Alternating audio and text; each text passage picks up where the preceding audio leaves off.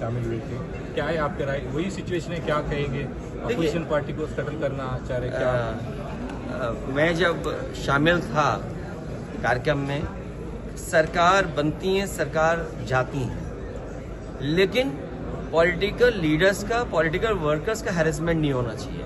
ये सभी political party के लोगों को सोचना चाहिए।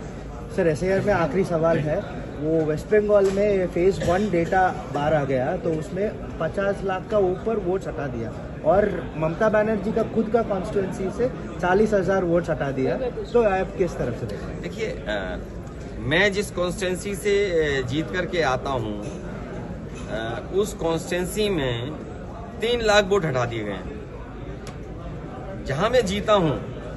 इसीलिए मैंने कहा कि बीजेपी जहां पर हारती है, जहां पर बीजेपी हार रही है, वहां वोट हटा रही है बीजेपी।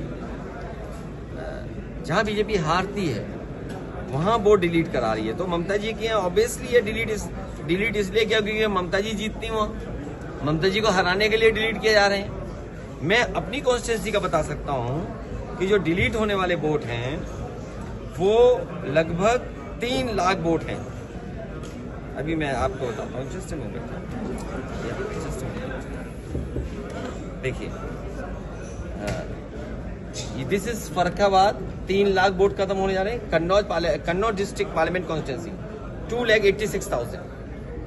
जिस कॉन्स्टिट्यूंसी से मैं जीत के आया हूं वहां पे 2,86,000 वोट कम का डिलीट हो रहे हैं।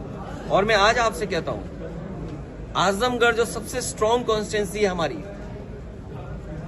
आजमगढ़ डिस्ट्रिक्ट में 2 पार्लियामेंट हैं, दोनों समाजवादी पार्टी जीतती है, वहां पर 15 लाख वोट काटने की तैयारी है। आप सोचिए, एक डिस्ट्रिक्ट में अगर 15 लाख वोट काट देंगे तो क्या सिचुएशन होगी। तो जो ममता जी कह रही हैं वो ठीक कह रही हैं, और इलेक्शन कमीशन की जिम्मेदारी ये बनती है कि बोर्ड बनवाएं और इतनी ट्रांसपेरेंसी तो हो कि जो मैपिंग ऐप है, जो डेटा इकट्ठा कर रही है, वो कौन सी कंपनी है। इतना तो हमें पॉलिटिकल लीडर्स को जानना चाहिए।